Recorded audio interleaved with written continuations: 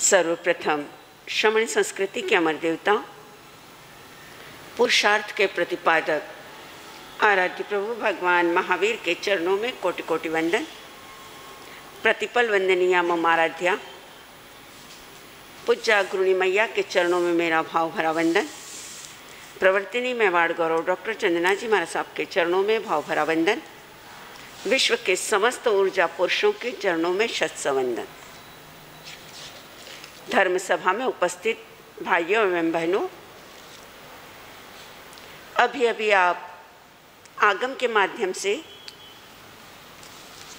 किसका वर्णन सुन रहे थे? भगवान के चरणों का और उनके नाखून का। क्या आपने कभी और भी कहीं भगवान के नाखून का वर्णन सुना है? पढ़ा है? नहीं पढ़ा है? जरा दिमाग को जोर लगाओ।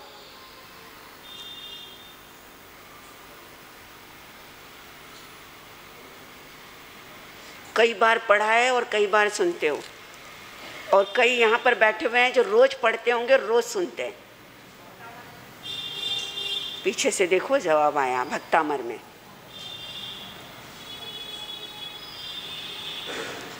इसलिए आपको प्रतिदिन समझाने की कोशिश करती हूँ कि हर चीज़ का मीनिंग और अर्थ समझो। भक्तामर के कौन से श्लोक में आया है?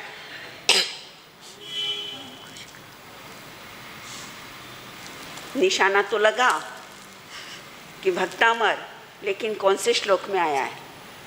भक्तामर प्रणत मौलिमणि प्रभाणा मोद्योतगम दलित पापतमो वितानम सम्यक प्रणम्य जिन पादयुगम युगादा बालंबनम भवजले पतकांचनानम। भक्तामर प्रणत मौलिमणि प्रभाणा। जब जो भक्त अमर है, जिनके सर उन्नत है, गर्वोन्नत है, ऐसे गर्वोन्नत सर किसके चरणों में झुकते हैं? देवाधिदेव के चरणों में। भगवान महावीर स्वामी की चर्चा भक्तामर में नहीं है। किसकी चर्चा है? भगवान आदिनाथ की।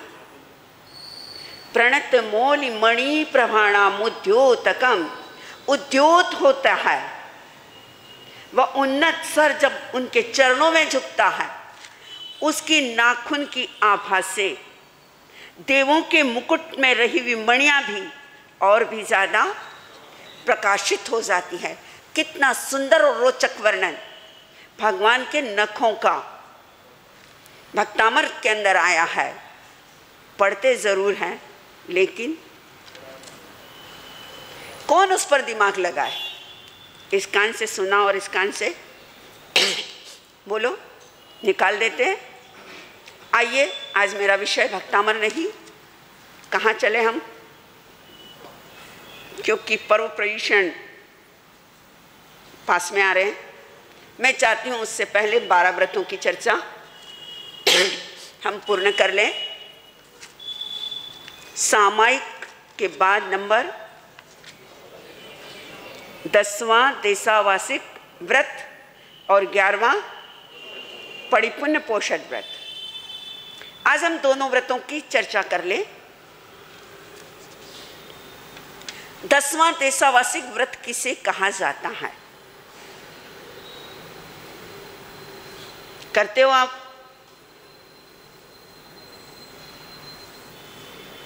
करने के लिए पहले शब्दों का अर्थ समझे, बाद में हम आगे बढ़ते हैं। छठे व्रत के अंदर, 7वें और 8वें की बात नहीं कर रही हूँ। कौन सी? छठे व्रत में हमने दिशाओं की मर्यादा, क्षेत्र की मर्यादा और सीमा की मर्यादा, राइट। 10वें देशावासिक व्रत में छठे व्रत से संबंध है।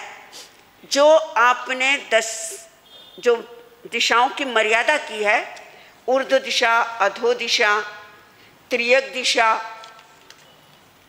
ऐसी जो मर्यादाएं की है, उन मर्यादाओं के हिसाब से आप जहां जहां पर जा रहे हो, आज आप देखें कि आदमी 6 दिन काम करता है और 7वें दिन छुट्टी। 7 दिन आपकी ऑफिस खुली रहती है और 6 दिन और 7वें दिन आपकी ऑफिस बंद रहती है। तो उसे हिंदी में अवकाश, यहां पर भी यही शब्द का प्रयोग है। जो आपने छठे में 6 दिशाओं की जो मर्यादाएं की है, जहां जिसका आप उपयोग कर रहे हो, 10वां देशावासिक व्रत कहता है कि उसमें उसका 10वां भाग, अंश भाग, उसका क्या कर लो, अवकाश। जो भी आपके क्षेत्र, सीमा और दिशा है, उस पर आपकी मर्यादाएं हो जाए, अवकाश हो जाए। 1 दिन के लिए, 1 रात के लिए, 2 प्रहर, 4 प्रहर के लिए उसे छुट्टी दे दें। आज 10वां देशावासिक व्रत का एक रूप है संवर, कि जितना आपको समय मिला उतना आप क्या कर लें, संवर कर लें। लेकिन अभी पर्व पर्युषण में संवर 10वां और 11वां, इनका सबसे ज्यादा हम क्या करेंगे। कल ही मैंने पूछा था, या सॉरी आज सुबह में ही, कि यहाँ पर 8 दिन पोषण करने वाले भाई और बहन कितने हैं? कितने? आप में से कौन कौन करेगा? 8 दिन स्थानक में कौन कौन सोएगा? 1। बाकी क्यों डल्लप का गद्दा नहीं छूटता है? क्यों मच्छरों के आतंक में रहना पसंद नहीं आता है? अरे डल्लप के गद्दे छोड़कर तो देखो, पंखा छोड़कर तो देखो, एसी और कूलर छोड़कर तो देखो, अपने घर की जगह छोड़कर साधु और संत पूरी जिंदगी अपना घर, अपना मकान, अपना वतन सब कुछ छोड़ते हैं। आप 8 दिन तो छोड़ो, महानगर पूना में आप बिलीव नहीं करेंगे, इससे बड़े स्थानक है, लेकिन उन स्थानकों में महिलाओं और पुरुषों के इतने अत्यधिक पोषण होते हैं कि सोने के लिए जगह नहीं मिलती है। ये सच्चाई है।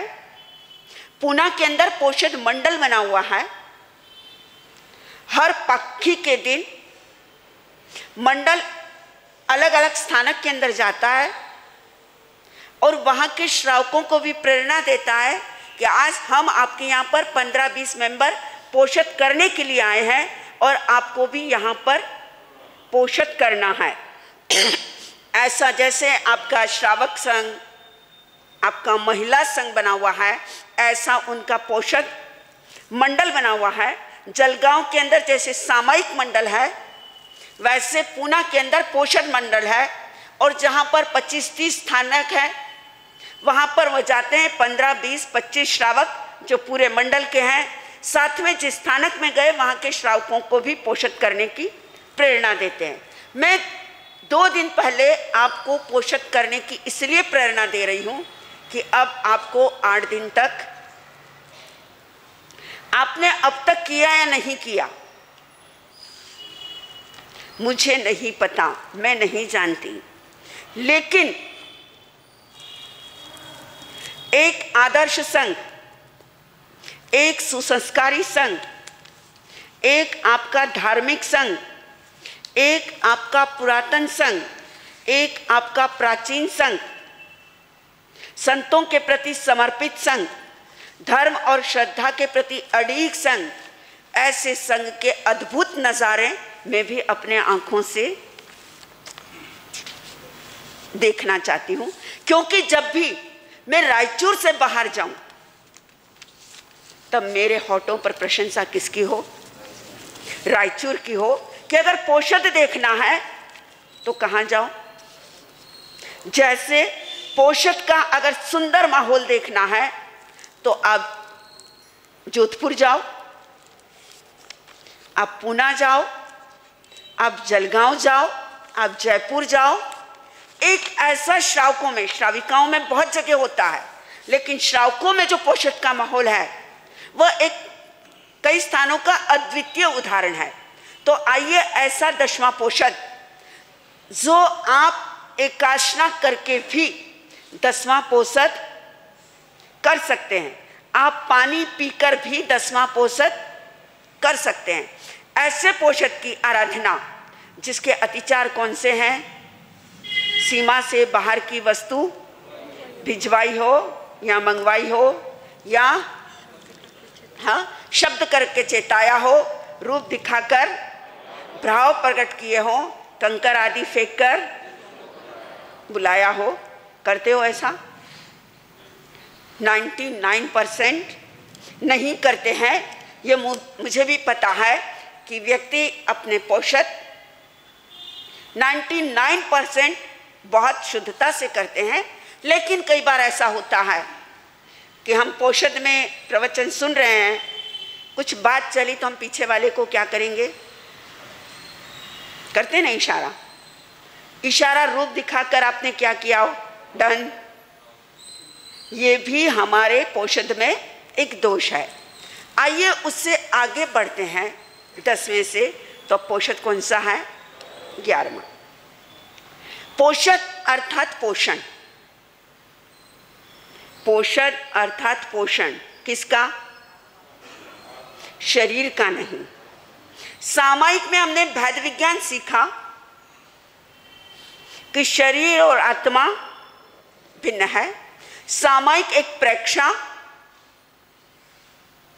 हमारी, तो पोषक स्वयं को निहारने का एक सोनोग्राफी, एक एक्सरे। सोनोग्राफी और एक्सरे के द्वारा अंदर में सारी जितनी प्रॉब्लम्स है वह सामने आ जाती है। पोषक अर्थात हमने क्या लिया? प्रतिलेखन, राइट। हमने बिस्तर अच्छी तरह से देखा हो या नहीं देखा हो, पूंजा हो या नहीं पूंजा हो, उच्चार पासवन की भूमि देखी हो या अच्छी तरह से न देखी हो, पूंजी हो या अच्छी तरह से ना पूंजी हो, या पोषण युक्त उपवास व्रत को पाला हो या अच्छी तरह से नहीं पाला हो। ये हमने एक प्रारूप है, लेकिन सही मायने में पोषक एक आत्मा के लिए है। परिमार्जन करना ये आपका फर्ज है, यह हमारी अहिंसा है, यह हमारी दया है, यह हमारी करुणा है, यह हमारा विवेक है, यह हमारी यत्ना है, यह हमारी शुद्धता है और यह हमारी पवित्रता है। लेकिन उस पोषक के अंदर स्वयं को निहारना, स्वयं के भूलों का परिमार्जन करना, यह बहुत जरूरी है। क्या जिस समय हम पोषक करते हैं, हमारी दिन भर की क्रियाएं क्या होती है? आत्म जागरणा हमारे आगम कहते हैं। अभी आपके कुछ दिन पहले साध्वी जी के द्वारा आपने सुखविपाक सूत्र सुना था। सुखविपाक सूत्र के अंदर सुभाव कुमार के पोषक का वर्णन आया। पोषकशाला पमुज्जई पमुज्जयिता आया। उसके बाद उसने पोषक किया, पोषक करके आत्म जागरणा की। आत्म जागरणा कैसे की जाती है? बोलो, क्या आप कभी पोषक के अंदर कुछ देर ध्यान करते हो? प्रतिक्रमण का ध्यान करना अलग है। एक ध्यान ऐसा हो जो सिर्फ हमें अपने को देखें, औरों को नहीं। पोषक के अंदर कुछ क्रियाएं ऐसी हो, क्योंकि आपके थॉट्स, आपके विचार, आपका मन कंटिन्यू क्या रहता है? जैसे पिक्चर की रील चालू रहती है, वैसे हमारे विचार चालू रहते हैं। विचारों को रोकने की अगर कोशिश की तो उतने ही ज्यादा आएंगे। एक बात पक्का ध्यान रखो, बंदर को आप जितना रोकने की कोशिश करोगे बंदर उतना ही आएगा। जितनी तेजी से आपने गेंद नीचे डाली उतनी ही प्रेशर से गेंद ऊपर आएगी। जितनी तेजी से आपने अपने विचारों को रोकने की कोशिश की उतनी ही तेजी से विचार क्या होंगे, आपके मन के अंदर आएंगे। आप सोचोगे मुझे घर के बारे में नहीं सोचना है, परिवार के बारे में नहीं सोचना है, उतने ही ज्यादा थॉट्स आपके मन के अंदर क्रिएट होंगे। लेकिन अगर जो विचार आ रहे हैं आप उन्हें देखते जाएं, आप उन पर कुछ सोचे नहीं, एक के बाद एक विचार अगर निकलते गए तो बाद में स्थिति कौन सी होगी। पिक्चर की पूरी रील अगर खत्म हो जाए तो पीछे से क्या लिखा हुआ आता है, द एंड। ऐसे ही आपके विचारों की रील अगर खत्म हो जाए तो पीछे से क्या आएगा, द एंड। जो सिर्फ आपकी सांसें जो आ रही है और जा रही है,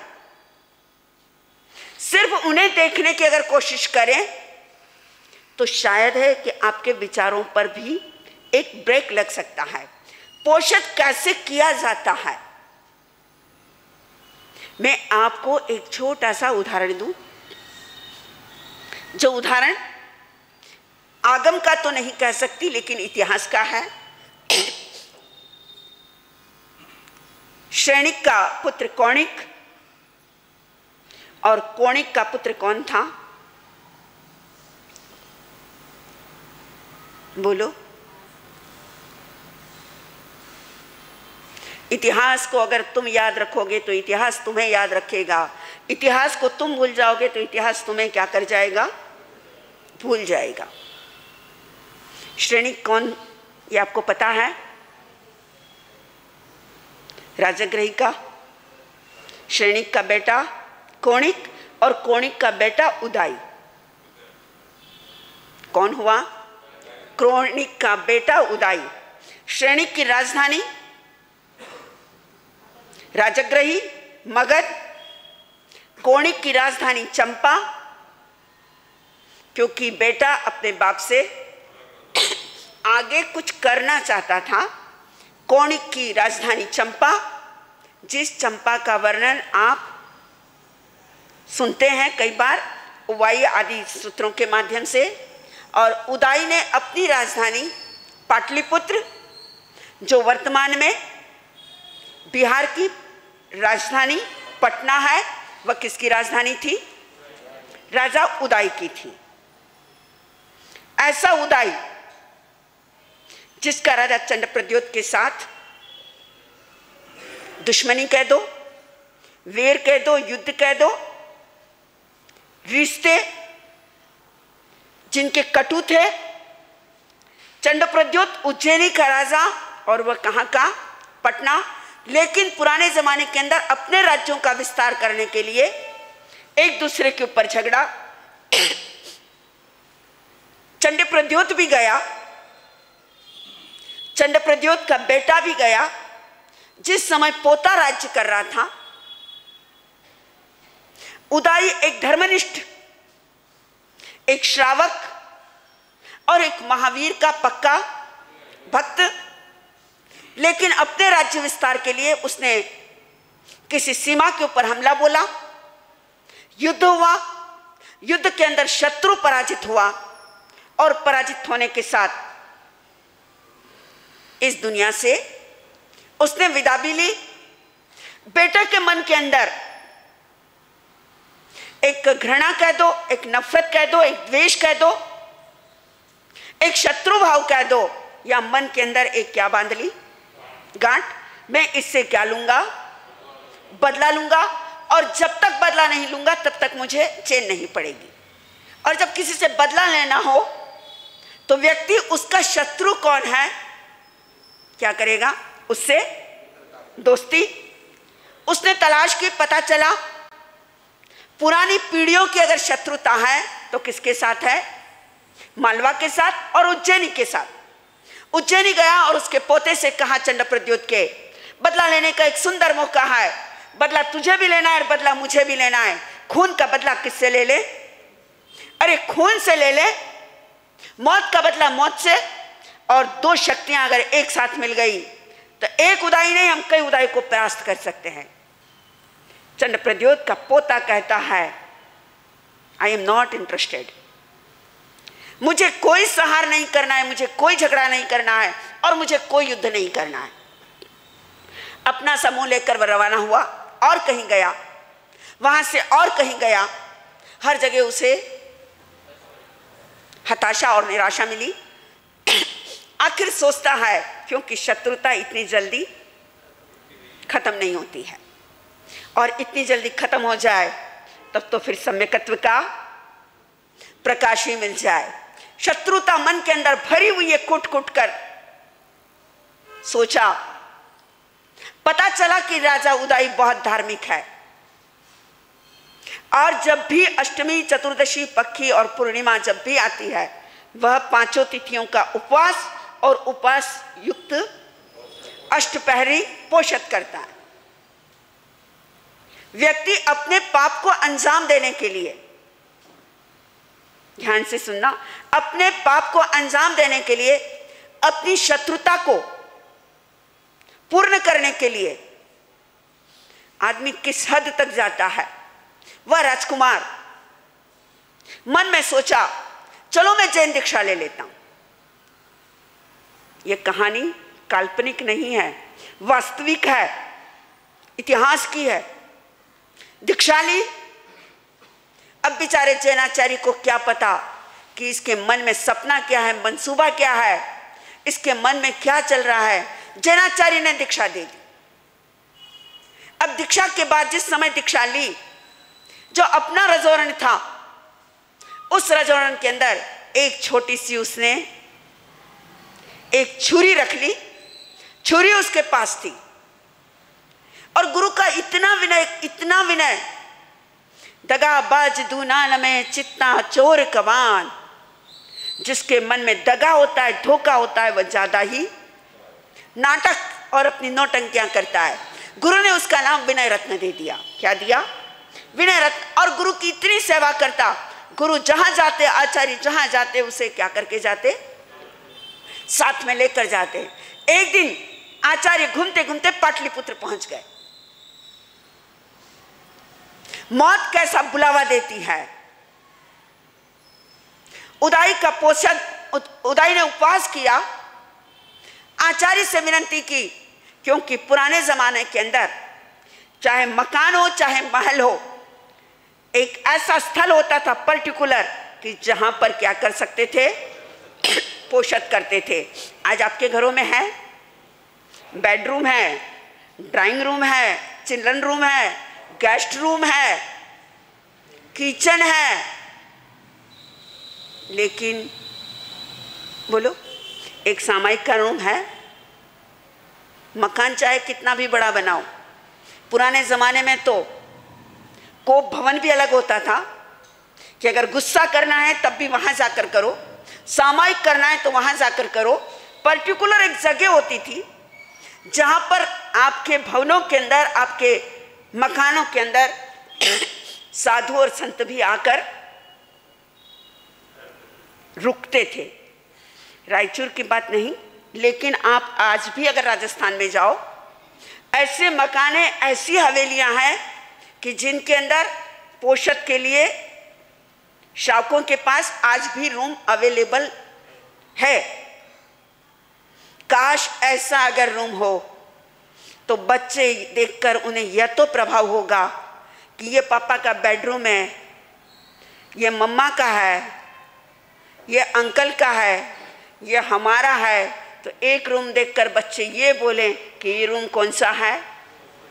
अरे प्रेयर रूम है, ये प्रार्थना का रूम है, यहाँ जाकर गुस्सा नहीं करना है, यहाँ जाकर झूठ नहीं बोलना है, यहाँ जाकर मस्ती नहीं करना है, यहाँ जाकर क्या करना है?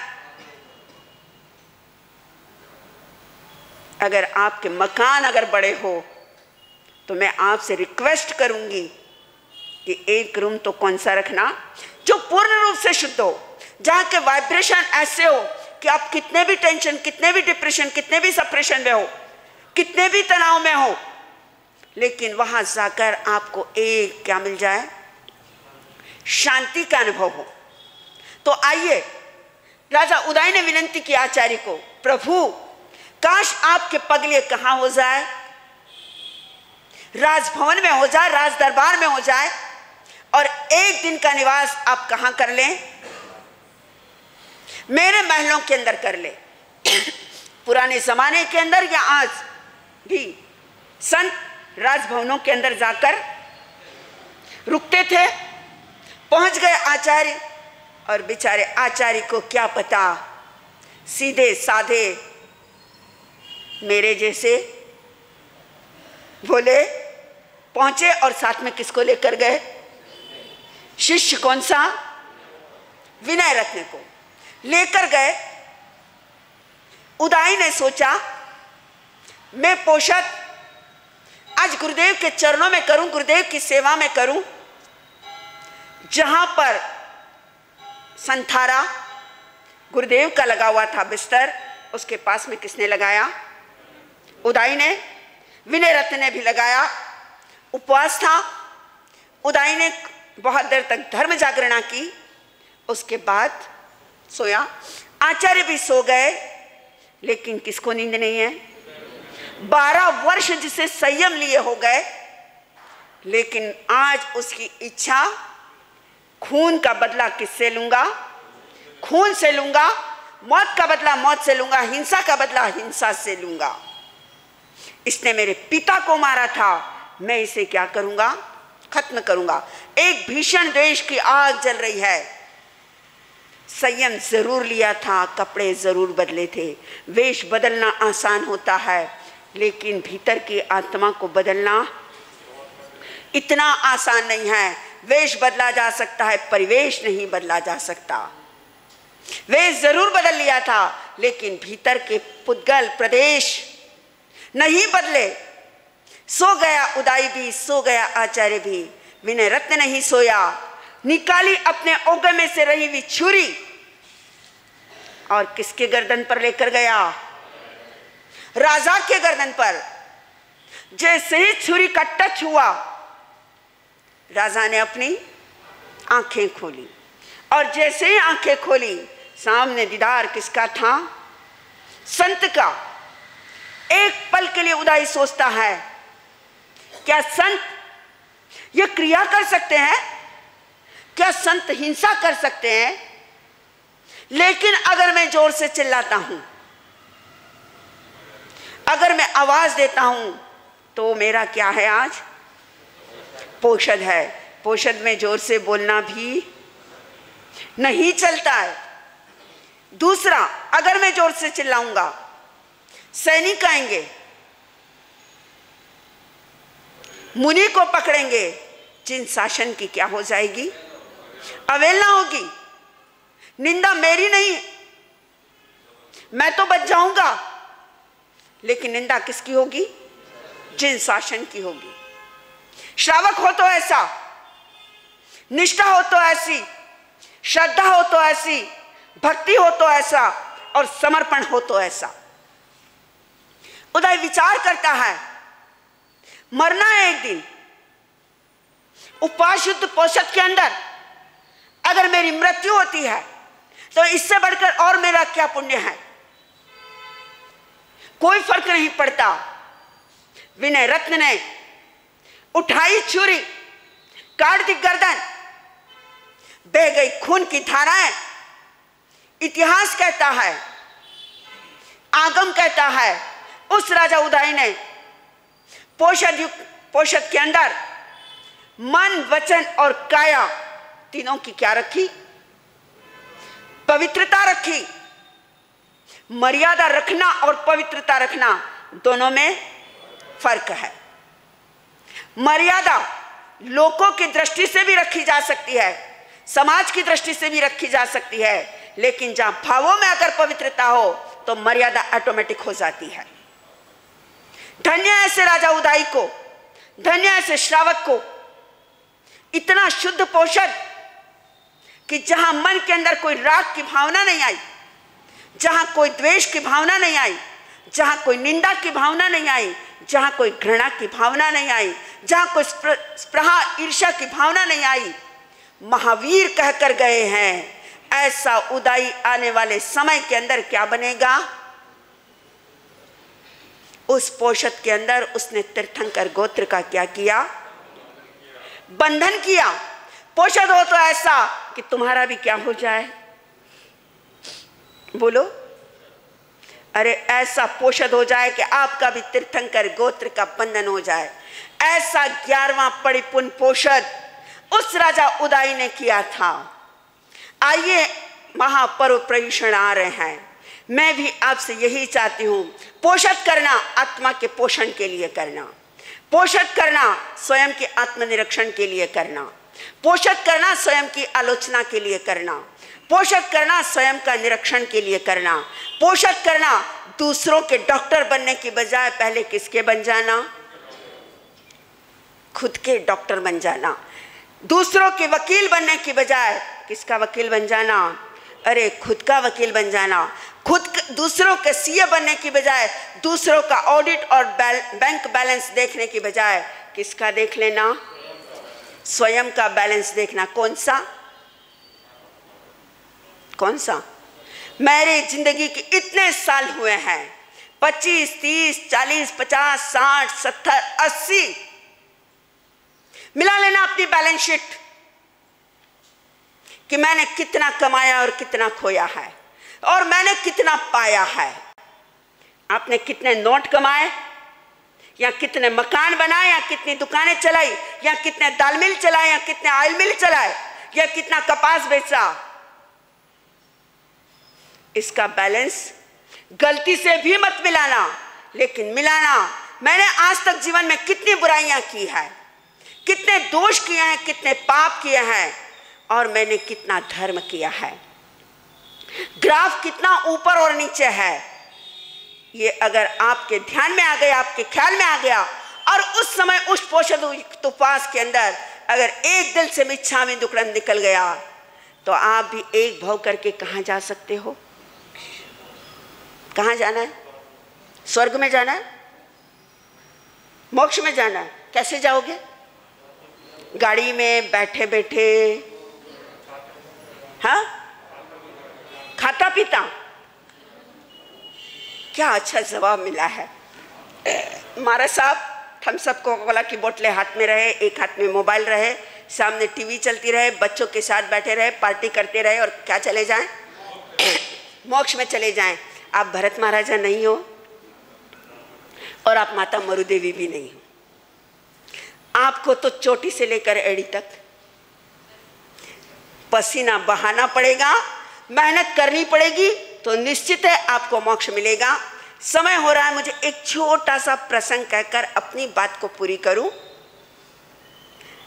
कल क्या है?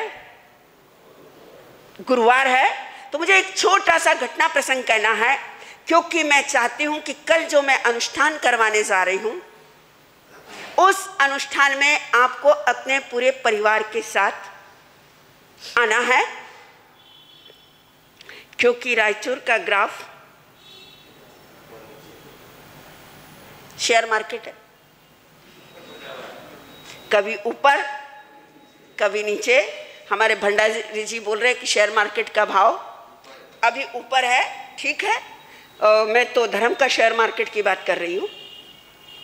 कितना ऊपर है और कितना नीचे है ये तो अभी वक्त बताएगा।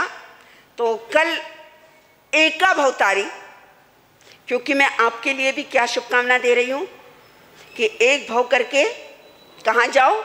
मोक्ष में। ऐसे एका भवतारी का एक जिंदगी का प्रसंग कि जो एक भाव करके कहाँ जाने वाले हैं? मोक्ष जाने वाले। जैसे हमारे जैन इतिहास के अंदर ऐसे ऐसे कई आचार्य हुए हैं, जैसे जयमल जी महाराज जो एक भाव करके मोक्ष जाने वाले, आचार्य डूंगर सिंह जी महाराज एक भाव करके मोक्ष जाने वाले हैं। ऐसे ही आचार्य हुक्मी चंद जी महाराज एक भाव करके कहाँ जाने वाले हैं? गणनायक गच्छनायक आचार्य हुक्मी चंद जी महाराज जिस समय अपने गुरु लालचंद जी महाराज के पास में दीक्षा लेते हैं कोटा संप्रदाय के अंदर, मन में एक भाव आया, मन में एक विचार आया, मन में एक ख्याल आया कि मुझे और अत्यधिक उत्कृष्ट क्रिया करना है, और गुरु से कहा मुझे और अत्यधिक उत्कृष्ट क्रिया करना है, आप जो नियमों का पालन कर रहे हैं उससे 27 नियम और आगे करना है। गुरु ने कहा जाओ वत्स, करो शिष्य, मेरी तुम्हें क्या है आज्ञा है। गुरु का आशीर्वाद लेकर हुक्मी चंद जी महाराज, जिन्होंने गुरु से और अत्यधिक 27 नियमों का पालन किया, उत्कृष्ट जिन्हें क्रियावादी कहा जाता है, दीक्षा लेने के पश्चात अंगारों पर पकी हुई वस्तु जैसे बाटी वगैरह जो होती है, पापड़ आदि, उन्होंने वो वस्तुओं का कभी उपयोग नहीं किया। लगातार 27 वर्ष तक जिन्होंने बेले बेले पालना किया। मैंने पहले कहा था एक बार, अगर आपको याद हो, प्रतिदिन 2000 जो क्या देते थे, नमोत्थुणम देते थे। दीक्षा लेने के साथ उन्होंने संपूर्ण जिंदगी भर के मिठाई का क्या किया, त्याग किया। शक्कर के दूध के अंदर भी जिन्होंने कभी शक्कर का उपयोग नहीं किया। पूज्य सब मीठा ने त्याग दिया, तो सारी मिठाइयों को त्याग दिया। देवता जाकी सेवा करे, कहा जाता है कि देवता उनकी सेवा के अंदर हमेशा हाजिर रहते थे।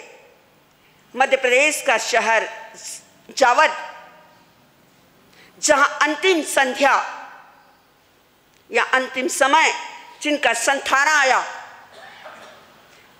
संथारे के पश्चात जिस समय उनका देवलोक गमन हुआ, श्रावकों में या ग्रस्तों में नियम होता है कि जब किसी को लेकर जाते हैं तो आटा और आटे के ऊपर परात, यहाँ का पता नहीं मुझे, मैंने राजस्थान का देखा है कि वहाँ पर आटा और आटे के ऊपर परात रखते हैं। क्यों रखते हैं आपको पता है? राइट। ऐसा ही संत जब कोई जाता है तो गुलाल और गुलाल के ऊपर पात्री रखते हैं, परात नहीं पात्र रखते हैं लकड़ी का।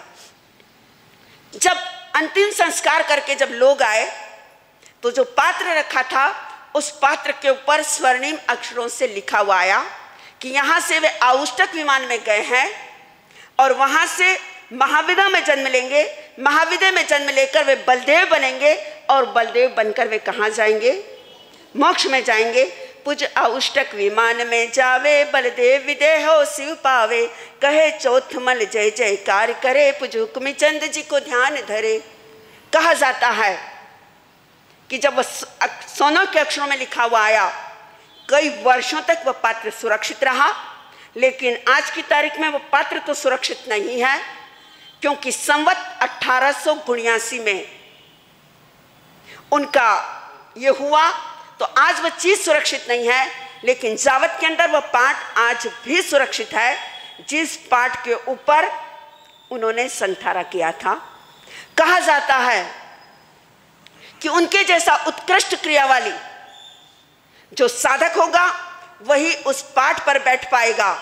गलती से अगर कोई साधु उस पाठ पर अगर बैठ गया, वह देवाधिष्ट पाठ उसी समय उसे उठाकर फेंक देता है।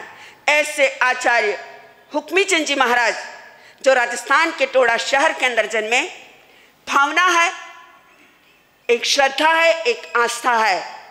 आइए कल ऐसे महान साधक, महान संत का हम लोग पर्व प्रयुषण से पहले उनका मंगलमय अनुष्ठान करें कि ऐसा दिन हमारा भी आए, राजा उदाई जैसा और आचार्य हुक्मी चंद जी महाराज जैसा, कि हम भी एक भाव करके कहाँ जाएं। उदाई भी एक भाव करके कहाँ जाने वाला है? मोक्ष जाने वाला है। अनुत्तर विमानवासी देव जो हुक्मी चंद जी महाराज, वह भी एक भाव करके कहाँ जाने वाले हैं? मोक्ष जाने वाले हैं। आप जैसे साधक, आप जैसे श्रावक, आप जैसे भाग्यशाली, आप जैसे सौभाग्यशाली, धर्म में श्रद्धा रखने वाले, आपके लिए भी दिल से दुआ करती हूँ, दिल से प्रार्थना करती हूँ कि आपको भी, मैं मेरे लिए तो प्रतिदिन प्रार्थना करती हूँ कि एक भाव करके मुझे भी क्या मिल जाए? मोक्ष मिल जाए। और आपके लिए भी यही कामना करती हूँ कि एक भाव करके मोक्ष मिल जाए। है इच्छा? है इच्छा है तो आइए धर्म साधनाओं के अंदर लगातार जुड़िए, एक अनूठा आनंद आएगा। दिनांक 4 तारीख से क्या शुरू हो रहे हैं? पर्व प्रयुषण। सबसे पहला महामंत्र का जाप, दूसरे सत्र में अंतकृत दशांग सूत्र का वांचन, तीसरे सत्र में मंगलमय प्रासंगिक प्रवचन आगम से संबंधित होंगे। दोपहर के अंदर कल्पसूत्र, कल्पसूत्र के बाद महिलाओं और बच्चों के लिए कुछ धार्मिक, कुछ आध्यात्मिक और कुछ सामाजिक कॉम्पिटिशन्स। संध्या के समय में प्रतिक्रमण। ये पूरे दिन का शेड्यूल रहेगा। 4 तारीख, 5 तारीख, 6 तारीख सामूहिक तेले, 4 तारीख से 11 तारीख सामूहिक अठाई। जो अठाई नहीं कर सकते हैं वे लगातार 8 दिन एकाशना करें। अगर एकाशना नहीं कर सकते हो, अगर 8 दिन लगातार आयम्बिल करो। अगर आयम्बिल भी नहीं कर सकते हो तो निवी करो। अगर यह भी नहीं कर सकते हो तो एक लगातार 8 दिन व्यासना करो, और वह भी नहीं कर सकते हो तो 1 दिन पोरसी और 1 दिन व्यासना करो। मैंने सारा आपको शेड्यूल दिया है। बच्चों के लिए 1 दिन नौकारसी और 1 दिन व्यासना, ऐसा फॉर्म अवेलेबल किए हैं, निकाले हैं। बच्चों के लिए आप अपने बच्चों को प्रेरणा दें। अगर हो सके तो उन्हें 1 दिन नौकारसी कराएं और दूसरे दिन व्यासना कराएं।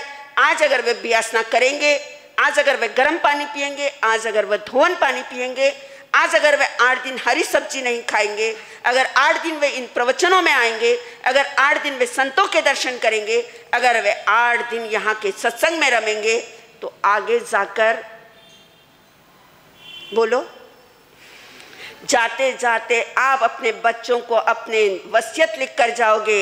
लेकिन याद रखना, अगर इन 8 दिनों में बच्चों को स्थानक में लेकर आए तो वे बच्चे आपकी वसीयत है, वे बच्चे आपकी मूड़ी है, वही बच्चे आपका धन है कि जो संस्कार उन्हें मिलेंगे।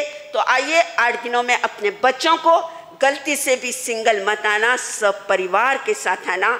साथ में एक और एडजस्टमेंट इज लाइफ, मैं हमेशा कहा करती हूँ, जितना आप एडजस्टमेंट कर सकते हो, जितना सरलता में जी सकते हो, जितना सहजता में जी सकते हो, उतना क्या आता है, एक अनूठा आनंद आता है। क्योंकि ये क्या लिखा है आपकी दीवार पर, देखो जरा उस,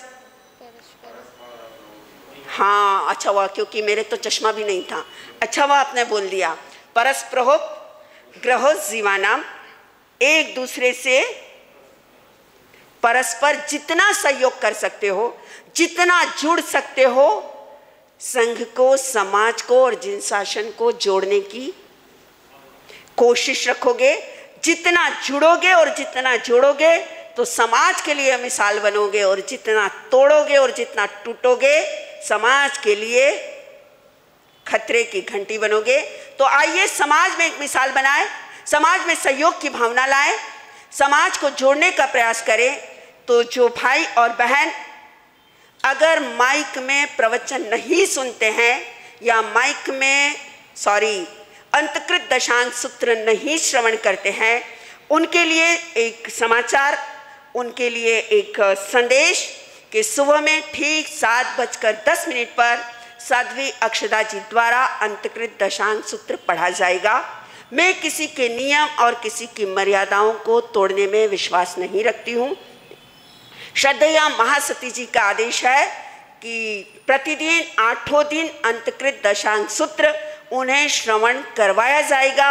सिर्फ मेरी एक ही भावना है, सिर्फ एक ही कामना है, सिर्फ एक ही तमन्ना है कि जो भी माइक में नहीं सुनते हैं वे समय पर पहुंच जाएं, तो उन्हें भी सुनने में मज़ा आएगा और हमें भी सुनाने में मज़ा आएगा। और जो माइक में श्रवण करते हैं उनके लिए समय ठीक 8:45 बजे 8:45 पर उनके लिए भी अंतकृत दशांग सूत्र का 2 बार वांचन होगा। अगर आप 2 लाभ लेना चाहते हैं तब भी ले सकते हैं, और आप सिंगल लाभ लेना चाहे तब भी ले सकते हैं। मैं चाहूँगी अधिक से अधिक लाभ लें। जिन्होंने महामंत्र नौकार में अपना नाम नहीं लिखाया जाप में, उनसे हाथ जोड़कर मेरी क्या है, बोलो, विनंती, आग्रह। आदेश का जमाना चला गया पवन जी, अब तो किसका जमाना आया है। आदेश तो आपका यहाँ आपके घरों में अपने बेटों पे भी आदेश नहीं चलता है, आज तो बच्चों पर भी नहीं चलता है। अगर चलता होता तो बोल भगवान महावीर स्वामी की सत्य वचन।